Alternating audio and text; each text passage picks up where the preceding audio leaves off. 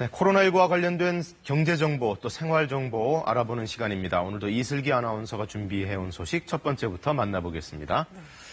자, 1분기 가계 여윳돈이 66조 원으로 역대 최대를 기록했다. 이게 살림살이가 나아졌다라기보다는 돈을 못 써서 이렇게 된 거죠? 네, 아무래도 코로나19 충격에 대비하기 위해서 현금을 확보하려는 것으로 보입니다. 네. 코로나19로 소비 심리가 얼어붙으면서 올해 1분기 가계 여유 자금이 분기 기준으로 2008년 이후 최대 수준을 기록했습니다. 네.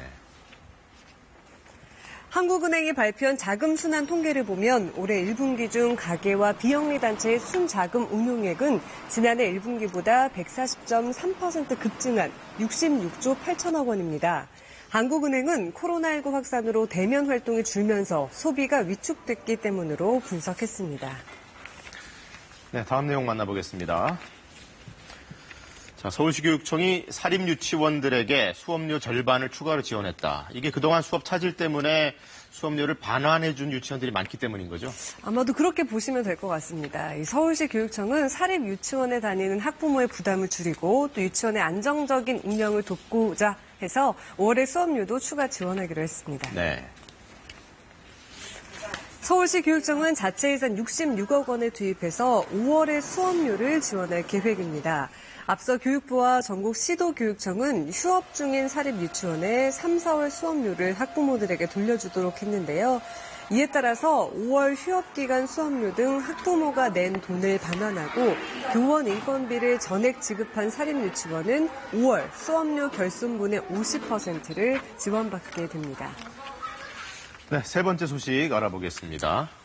내년도 최저임금 얘기인데 또 결론을 못 냈다. 어제도 회의가 있었나 보죠? 네, 그렇습니다. 어제도 합의에 이르지 못했습니다. 내년도에 최저임금 심의가 경영계가 삭감안을 내놓은 데 비해서 노동계가 반발하며 퇴장해서 파행됐습니다. 전국민주노동조합총연맹은 어제 최저임금위원회 6차 전원회의 개회 직후 사용자 위원들이 또 삭감안을 낼 게 뻔한 상황에서 회의를 진행하기 어려운 상황이라며 민주노총 위원들 모두 퇴장했다고 밝혔습니다.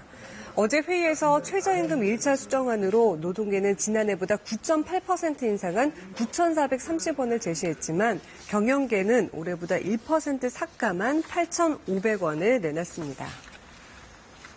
네, 마지막 소식 보겠습니다. 네, 오늘 한 UAE 외교장관 회담이 열린다. 그동안 코로나19 때문에 이제 외교 접촉 같은 게 거의 없었는데 네. 조금 풀리나 보죠? 네, 오늘 회담이 열리게 됐습니다. 강경화 외교부 장관과 압둘라 빈 자이드 알 나흐만 아랍에미리트 외교장관이 오늘 대면 회담을 하게 됩니다.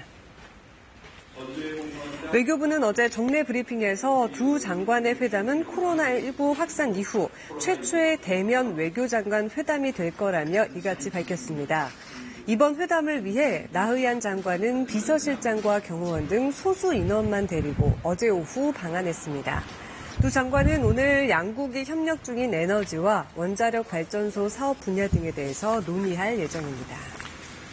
네, 이슬기 아나운서 오늘도 여러 가지 소식 잘 들었습니다.